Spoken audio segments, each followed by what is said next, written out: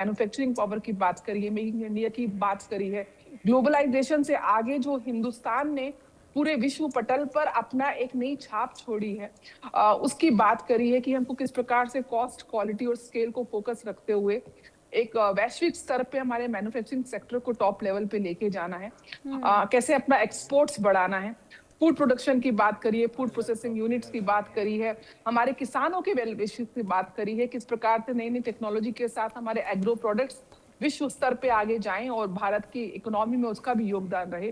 उसके बाद technology innovation में, एआई में, क्वांटम में, रोबोटिक्स में, डेटा एनालिसिस में किस प्रकार से आज भारत का यूपीआई पूरे विश्व में, जब एक समय था हम भारत बाहर से टेक्नोलॉजी इंपोर्ट करते थे, आज हमारी टेक्नोलॉजी की प्रशंसा पूरे विश्व पे हो रही है। यूपीआई डिजिटल इंडिया उसका सबसे बड़ा उदाहरण है।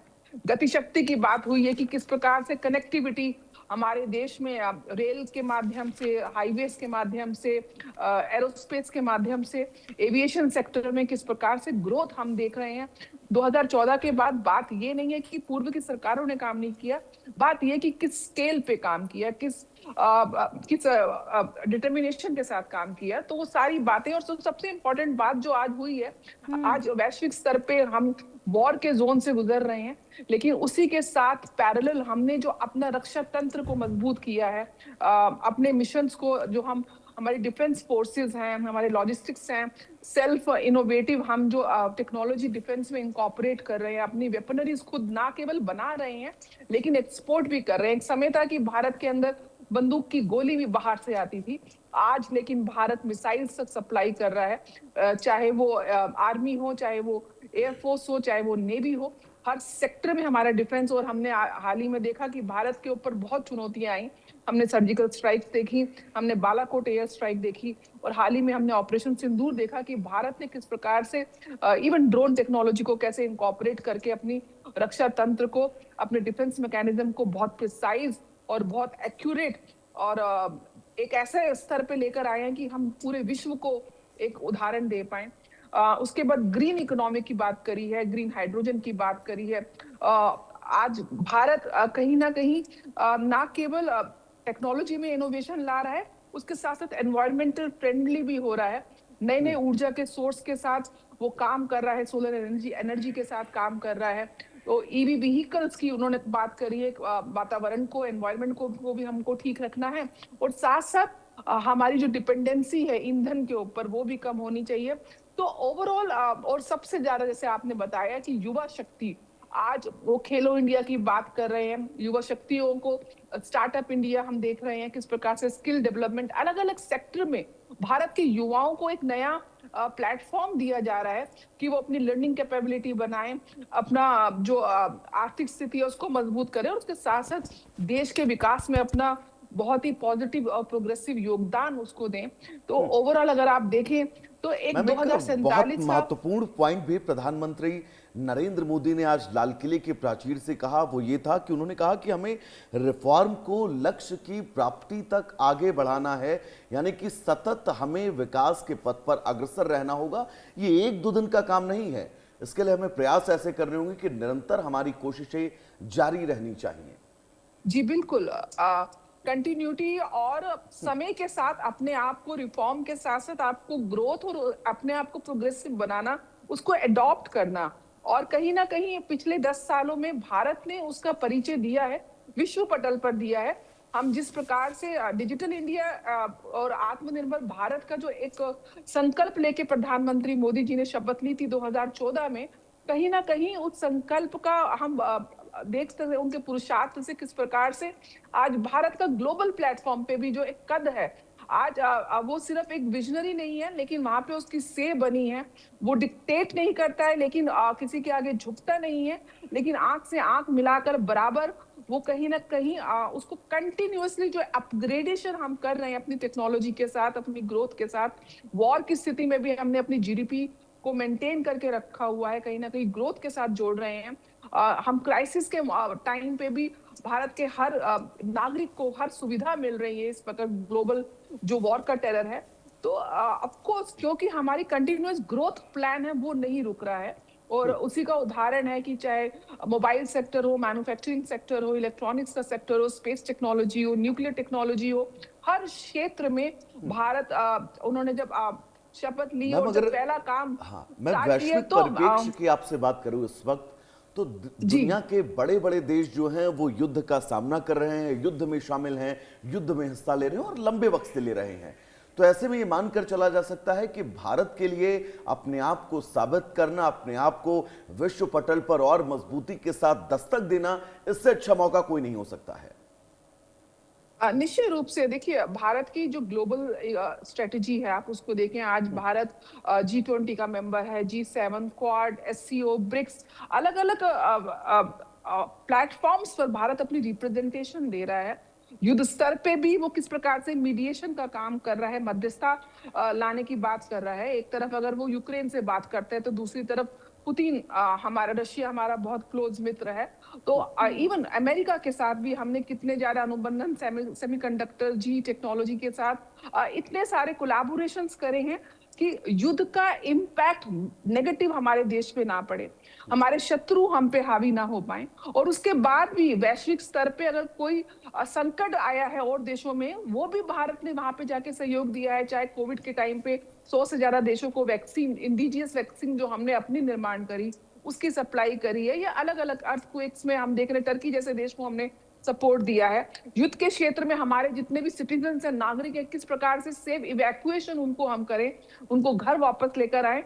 और यहाँ तक भारत के तिरंगे की ताकत तो ऐसी देखी गई है कि उस तिरंगे को लेके हमारे दुश्मन देश के नागरिक भी युद्ध क्षेत्र से हम वहां से इवैक्यूएट करके लाए हैं। बिल्कुल तो बिल्कुल नीति जी मैं आपको यहाँ पे रोकना चाहूंगी, जरा इस तस्वीर पर भी प्रतिक्रिया दीजिएगा, क्योंकि देखिए वैभव, हर साल ये देखने को मिलता है, प्रधानमंत्री नरेंद्र मोदी जब कार्यक्रम का समापन करते हैं, उनका संबोधन हो जाता है, इसके बाद वो जहां दर्शक बैठे रहते हैं वहां पर पहुंचते हैं, खास करके युवाओं के बीच में पहुंचकर वो जो अभिवादन करते हैं, उनके साथ हाथ मिलाते हैं।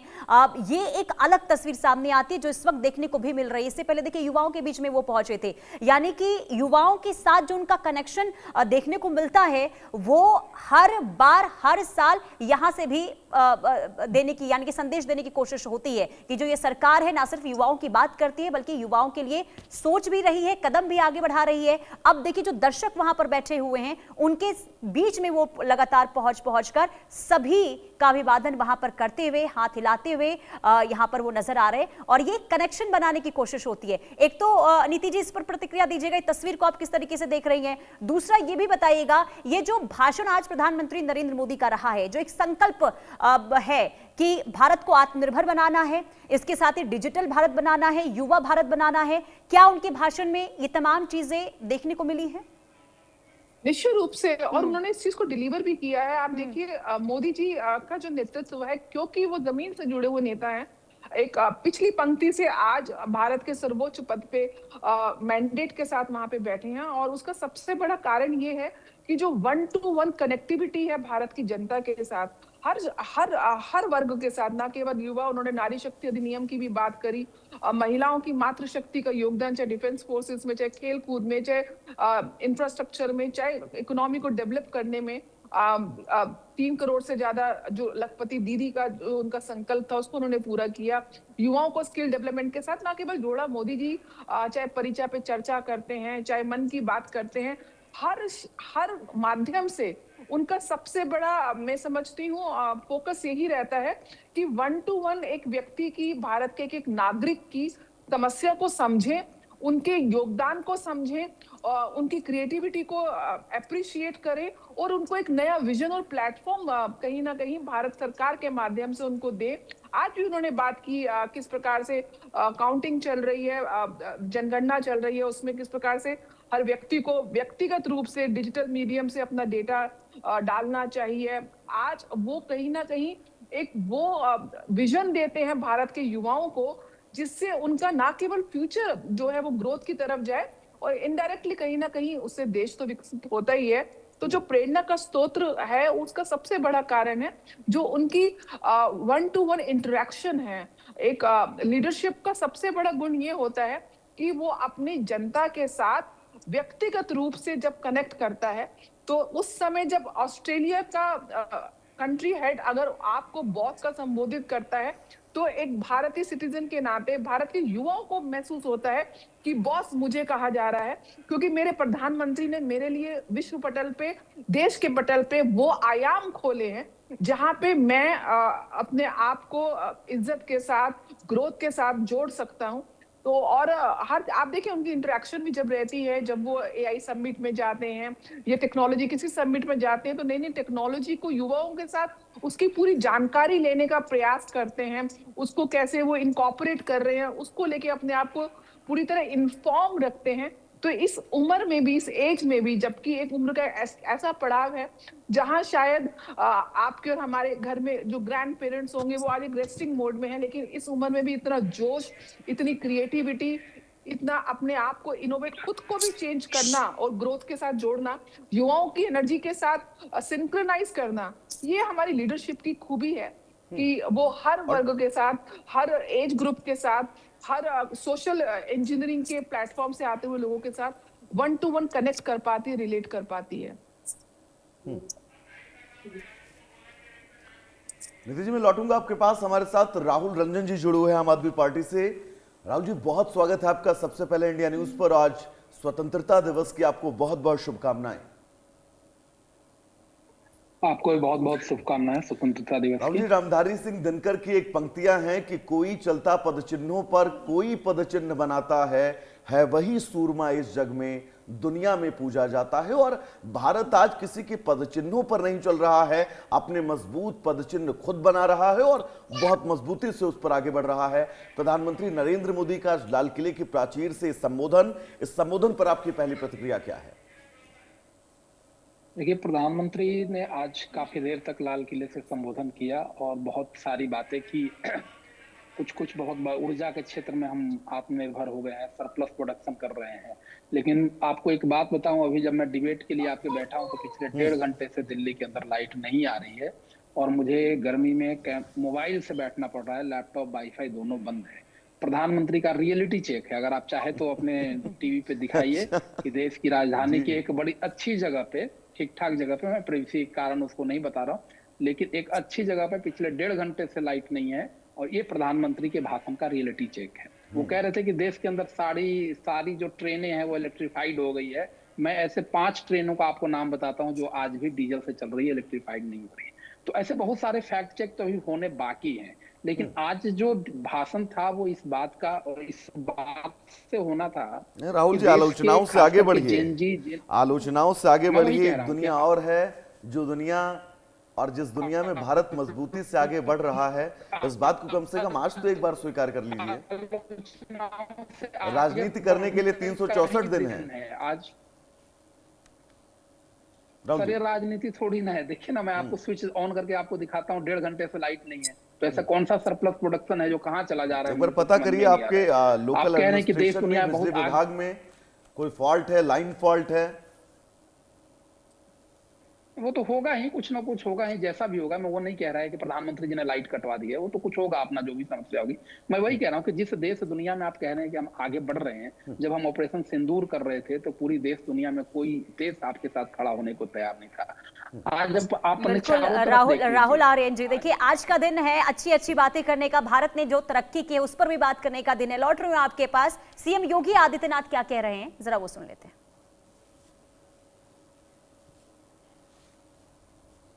उत्तर प्रदेश के अंदर कानून व्यवस्था का आज स्थापित करने, अपराध और अपराधियों के प्रति जीरो टॉलरेंस की नीति को प्रभावी ढंग से लागू करने के संकल्प को आगे बढ़ाने के लिए बलिदान हुए इंस्पेक्टर सुनील कुमार की स्मृतियों को नमन करते हुए विनम्र श्रद्धांजलि अर्पित करता हूं। उत्तर प्रदेश पुलिस को इस उपलब्धि के लिए हृदय से बधाई देता हूं। राष्ट्रपति के वीरता के पुरस्कार उत्तर प्रदेश के तमाम अधिकारी और कार्मिकों को प्राप्त हुए हैं, उन सबको भी मैं बधाई देता हूं। आज के इस अवसर पर आत्मनिर्भर और विकसित भारत के लक्ष्य को प्राप्त करने की दिशा में किए जाने वाले प्रयासों की कड़ी को हम सब अपने अपने क्षेत्र में मिलकर के आगे बढ़ाने का कार्य करेंगे। तो ये स्वाधीनता अनंत काल तक भारत की इस यात्रा को और भी यशस्वी तरीके से आगे बढ़ाने में सफल होगी। एक बार फिर से देश की स्वाधीनता दिवस के अवसर पर मैं आप सभी को, पूरे प्रदेशवासियों को इस दिवस की हृदय से बधाई और मंगल में शुभकामनाएं देते हुए अपनी वाणी को विराम देता हूं। धन्यवाद। जय हिंद। तो मुख्यमंत्री योगी आदित्यनाथ को आपने सुना। योगी आदित्यनाथ ने साफ तौर पर कहा कि आज का दिन इस देश के लिए गर्व का विषय है और आज समस्त देशवासियों को इस दिन पर गर्व करना चाहिए। हमारे साथ लगातार तमाम मेहमान जुड़े हुए हैं। यश श्रीवास्तव जी हैं कांग्रेस से। यश जी, बहुत स्वागत है आपका। स्वतंत्रता दिवस की आपको बहुत शुभकामनाएं। सबसे पहले जी, और यश जी, हम प्रधानमंत्री आभारी हैं नरेंद्र मोदी के आज के संबोधन को लेकर आपकी पहली प्रतिक्रिया क्या है, एक बार बताइएगा। हाँ, आपने इतना लंबा पॉज दिया था कि मैं बोलना शुरू कर चुका था। एनीवे, हम आभारी हैं कि यूपी के सीएम ने अपना भाषण जल्दी खत्म कर दिया, क्योंकि उनका भाषण लंबा चलता है तो सुनने वालों को अपनी आजादी के अधिकार पर थोड़ा सा लगने लगता है कि ना है सुनने कि की नहीं। भी आजादी आपको है। तो हाँ, बिल्कुल है। और मैंने स्पीकर का वॉल्यूम कम कर लिया था उस बीच में। तो देखिए, ऐसा है, तो अभी फिर तो आपके ये भी नहीं साथ पता में जो होगा एंकर यश श्रीवास्तव महोदया जी हैं, की आज क्या क्या घोषणा हुई है, कौन कौन सी बड़ी जी। घोषणा हुई है, अगर वॉल्यूम आपने कम किया है तो। नहीं, उन्होंने घोषणा कुछ नहीं करी है। उनका वो अच्छा। वही है जो चला आ रहा जब से वो बैठे हुए हैं। देखिए, ऐसा है एंकर महोदया, आपने कहा था कि आज अच्छी बातें की जाएं, तो निश्चित मैं आज अच्छी बातें करूंगा। जी। देश ने आज 1947 में आजादी का अनुभव किया था और अब इस साल आज के दिन देश कॉमन सेंस का अनुभव वापस करने लगा है। जनजी के लिए जनजी को हम इसका हृदय से आभार देते हैं कि कॉमन सेंस के दुश्मनों के खिलाफ उन्होंने इस देश में एक नई अलख जगाई और इस पूरे देश को जुमलेबाजी, झूठ, नफरत, इससे बहुत जल्दी मुक्ति मिलेगी। हमें ऐसी उम्मीद है और पूरा विश्वास है। हाँ, जनता एक का चीज जरूर समर्थन है, आपके साथ है, इतना कॉन्फिडेंस आपको कैसे है? हमें कॉन्फिडेंस, देखिए, अगर किसी को बिना पढ़ाई लिखाई के, बिना कुछ किए धरे दुनिया भर का कॉन्फिडेंस हो सकता है, तो हम तो फिर भी बहुत कुछ करके बैठे हैं, बहुत सारी लड़ाई लड़के बैठे। हमें कॉन्फिडेंस है कि अब देश को कॉमन सेंस चाहिए। कांग्रेस और जब आपने ये चुनाव में सवाल जाती पूछा, है, वो कॉन्फिडेंस कहां चला जाता आपने है ये सर? जो सवाल पूछा वो प्रमाण है कि जो मैं कह रहा हूं कॉमन सेंस होने और नहीं होने के फर्क के बारे में, वो बिल्कुल सही है। जब आप चुनाव में जाते हैं तमाम राज्यों में, तब वो कॉन्फिडेंस कहां चला जाता है? कॉन्फिडेंस अपनी जगह पे ही है। ज्ञानेश कुमार जैसे लोग नहीं होंगे तो आपके हाथ हिलाने वाले पार्षद यश जी, पता है क्या होता है, मैं आपको बताऊं। नहीं, मैं बता रहा हूं क्या होता मेरी है। बात सुनिए प्लीज। नरेंद्र मोदी और आज यूपी के आज सीएम इतना ने शानदार दिन है एडवर्टाइजमेंट में हमारे आपके लिए, हजारों 140 करोड़ दिया है। देशवासियों के लिए। सिर्फ इसीलिए आप लेकिन मजबूर एक बात हैं सुन ये लीजिए करने प्लीज। को। नहीं इस तो आप जनजी भी के जानते आंदोलन हैं में कि मैं क्या कांग्रेस कह ने रहा हूं सिर्फ और आप सिर्फ क्या जनजी सुन के रहे हैं। कंधे पर बंदूक चलाने की कोशिश की है, अरे और मैं सुनिए, पूरे 15 विश्वास दावे के 5 साथ कह साल के सकता हूं बच्चों ये। को हिंदू मुस्लिम सिखाने वालों के सामने हाँ। ऐसी बातें मत कीजिए।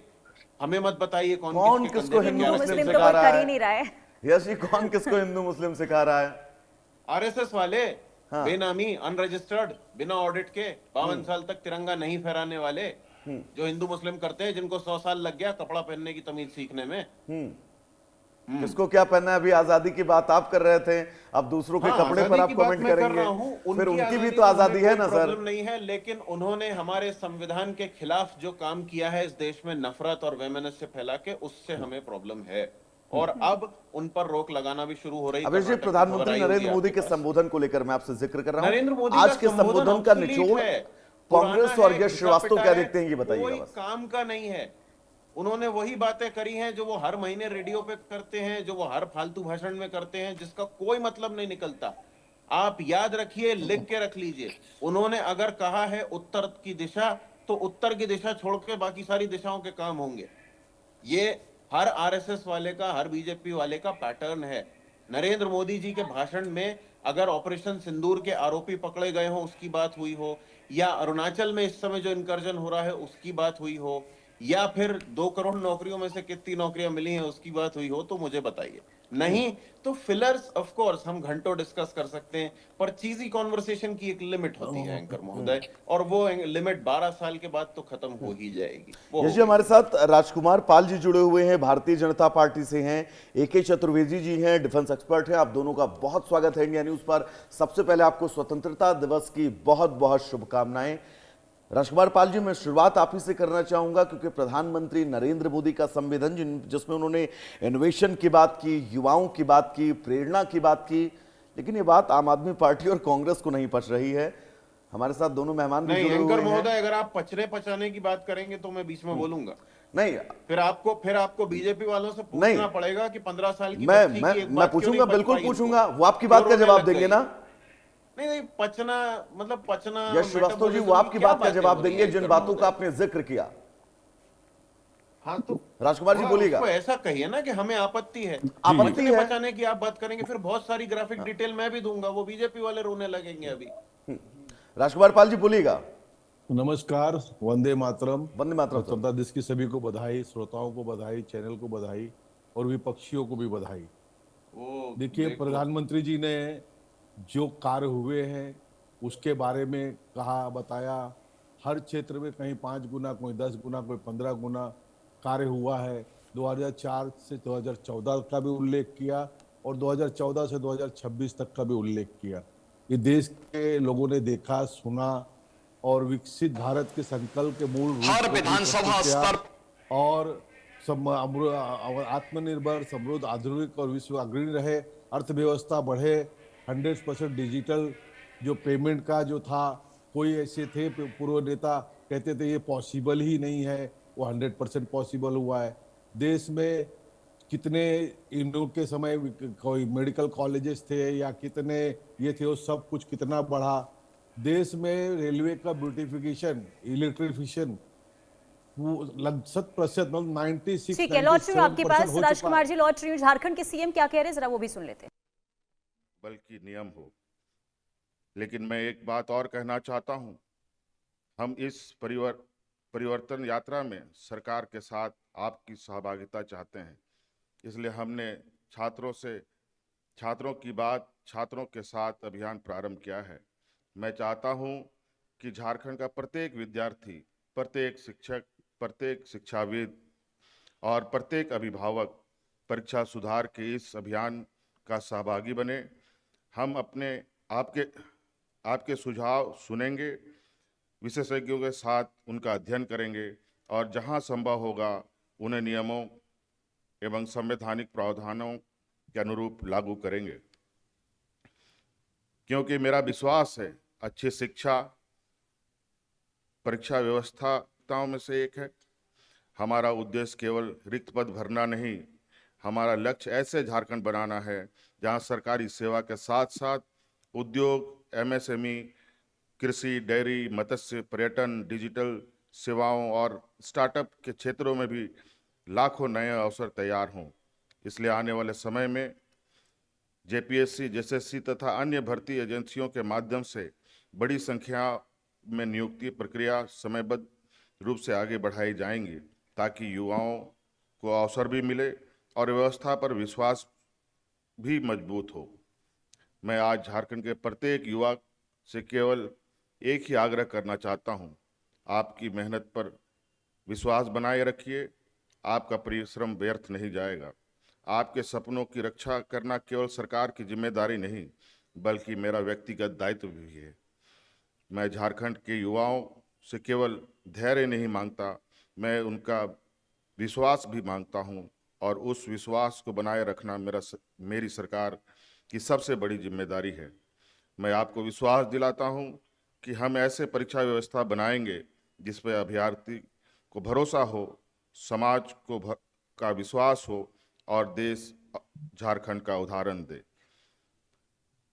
मैं किसानों से भी कुछ कहना चाहता हूं। झारखंड की आत्मा उसके खेतों में बसती है। हमारे किसान केवल अन्नदाता नहीं, बल्कि हमारे राज्य की अर्थव्यवस्था का सबसे मजबूत नींव भी है। हमने किसानों को सिंचाई, बीज, समर्थन मूल्य, कृषि यांत्रिकरण और विभिन्न योजनाओं के माध्यम से मजबूत करने का प्रयास किया है।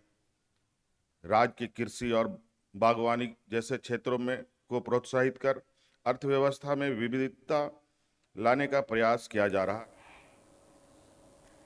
तो मुख्यमंत्री हेमंत सोरेन को आप सुन रहे थे। एक तरफ देखिए झारखंड में छात्र का विरोध प्रदर्शन, छात्रों का देखने को मिल रहा है विरोध प्रदर्शन, और उस बीच छात्रों से ये अपील करते हुए कि आप धैर्य बनाकर रखिए, सरकार आपके साथ खड़ी है, शिक्षा व्यवस्था में सुधार किया जाएगा। बहरहाल हमारे साथ major general AK Chaturvedi defence expert के तौर पर जुड़ चुके हैं। बहुत स्वागत है सर आपका, और बहुत बहुत शुभकामनाएं आपको स्वतंत्रता दिवस की। आपको और आपके दर्शकों को भी 80वें स्वतंत्रता दिवस की हार्दिक शुभकामनाएं। जी, समझाइएगा AK चतुर्वेदी जी कि ये प्रधानमंत्री नरेंद्र मोदी ने जो आज भाषण दिया, खास करके रक्षा क्षेत्र में किस तरीके से भारत को आत्मनिर्भर बनाना है, कैसे स्वदेशी हथियार पर पूरा फोकस रखना है, इस पर भी जोर दिया गया है। तो कैसे आप देख रहे हैं इस भाषण को आप? देखिए, मैं इसके पहले एक छोटा आपको 2 उदाहरण देना चाहता हूं, उसके बाद फिर मैं अपनी बात कहूंगा। उदाहरण ये है, अमेरिका की जो उनकी इकोनॉमी है वो 5 कंपनीज पे टिकी हुई है जो कि डिफेंस प्रोडक्शन में है, पहली 5 जो हैं। इसी तरह फ्रांस जो है Dassault के बदौलत टिका हुआ है। रोल्स रॉयस जो है वो यूके की इकोनॉमी को बूस्ट करता है। जो आप रशिया चले जाइए, रोजोबोरॉन पूरी तरीके से उनकी इकोनॉमी को बूस्ट करता है। तो जो डिफेंस प्रोडक्शन है ये ना केवल आपको अपने सॉवरेंटी के लिए, अपनी संप्रभुता की रक्षा के लिए हथियार प्रोवाइड करता है, जबकि लड़ाई में आपको याद होगा 1965 की लड़ाई में हम लोगों के यहाँ जो उन्होंने बंद कर दिया था, हमारे पास शर्मन टैंक उस वक्त होते थे जो अमेरिकन थे, तो उन्होंने बंद कर दिया, जिसकी वजह से लड़ाई में हमारे पास एम्युनिशन ही नहीं बचा था। तो ये एक तो हमको अपनी मिलेगी। दूसरा, ये हथियार जो हैं ये हमारी इकोनॉमी को बूस्ट करने में बहुत आगे चलेंगे।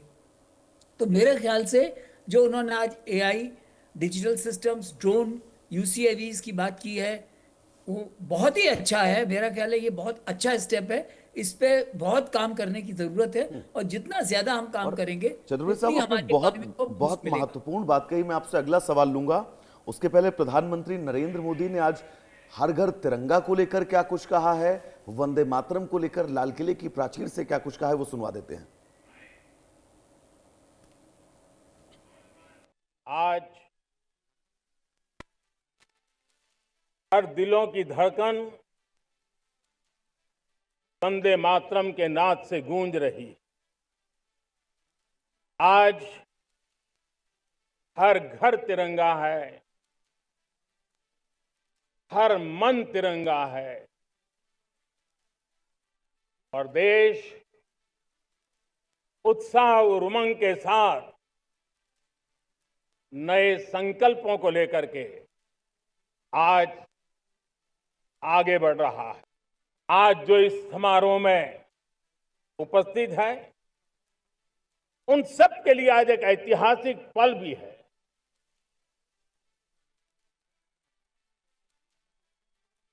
आजादी के बाद 15 अगस्त को लाल किले पर पहली बार वंदे मातरम गूंज रहा है।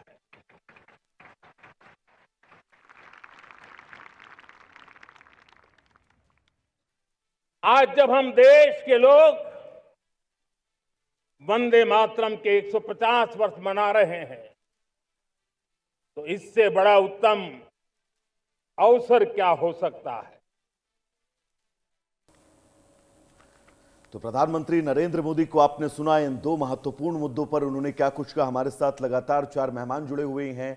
AK चतुर्वेदी जी हैं, राजकुमार पाल जी हैं, यश श्रीवास्तव जी हैं और राहुल आर्यन हमारे साथ जुड़े हुए हैं। मैं यश श्रीवास्तव जी आपके पास ही आना चाहूंगा। प्रधानमंत्री नरेंद्र मोदी के वक्त तो शायद आपने थोड़ा सा वॉल्यूम डाउन कर दिया होगा, लेकिन इसके पहले हेमंत सोरेन जो झारखंड के मुख्यमंत्री हैं वो जब बोल रहे थे तो आपका वॉल्यूम डाउन था या फिर अप था? यश श्रीवास्तव जी। आयरॉनिकली हमें उनकी आवाज आई ही नहीं। प्रधानमंत्री की आई, यूपी के CM की आई, झारखंड के CM की नहीं आई। पता नहीं, कोई टेक्निकल ग्लिच होगा। मुझे पूरी उम्मीद है कि आप लोगों ने ऐसा जानबूझ के नहीं किया। मतलब टेक्निकल ग्लिच इसको आप मानते हैं ना सर? अब और क्या मान सकते हैं, आजादी का दिन है, आप भी आजाद, हम भी आजाद, क्या करें। ठीक है जी। तो देखिए ऐसा है, अभी जैसे मैंने एक ट्वीट पढ़ा एक बहुत बड़े पत्रकार का, उन्होंने ऐसा लिखा है कि प्रधानमंत्री जी ने महिला आरक्षण कानून पर और उससे जुड़े हुए संवैधानिक जो अमेंडमेंट्स हैं उनके बारे में ऑपोजिशन से सपोर्ट मांगा है अपने भाषण में। तो अब आप बताइए फिर अब हम क्या करें? प्रधानमंत्री तो पूरी तरह पॉलिटिकल बात कर रहे हैं, एक ऐसे बिल के लिए सपोर्ट मांग रहे हैं जो पहले ही पास हो चुका है। तो क्या करें हम, क्या बोलें प्रधानमंत्री के लिए? ये बिल पहले ही वो पास कर चुके हैं, खुद ही फुटनोट डाल के अटका के रखा हुआ है। तो मतलब कमाल है। मैंने इसीलिए तो शुरू में आपको कहा ना कि इस वर्ष आजादी के दिन देश को कॉमन सेंस के दुश्मनों से भी मुक्ति मिलेगी, उसकी शुरुआत हो चुकी है और वो जरूरी है। मतलब अति है, क्या करें हम इसमें, क्या बोलें? वही घिसी हुई बातें जो कभी पूरी नहीं हुई, वही पुराने जुमले, वही पुराने झूठ। अभी आपके पैनल पे बीजेपी के सज्जन आए, उन्होंने भी झूठ बोला। तो ठीक है, अगर आपको 15 अगस्त के दिन यही करना है आप करते रहिए, लेकिन हमारा जो काम है वो हम कर रहे हैं। हमने आज, हमारे राजनीतिक पूर्वजों ने और मेरे तो परिवार के पूर्वजों ने भी आजादी की लड़ाई लड़ी। ठीक है यश श्रीवास्तव जी, लौट रहे हैं आप। तो हमें ये सहन नहीं हो रहा है महोदय। लौट रहे हैं यश जी आपके पास। एक बार फिर आपको ले चलते हैं, झारखंड के सीएम हेमंत सोरेन क्या कह रहे हैं वो सुनते हैं।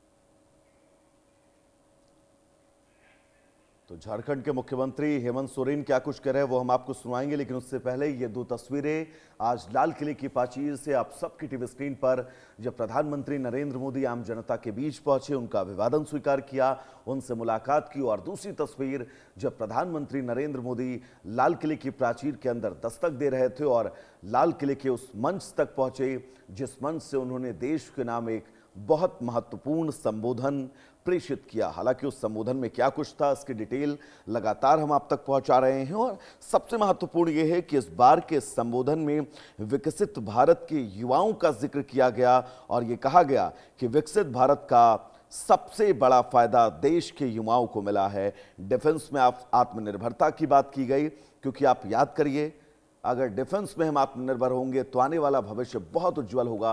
हेमंत सोरेन क्या कुछ कह रहे हैं पहले सुनवाते हैं, फिर मेहमानों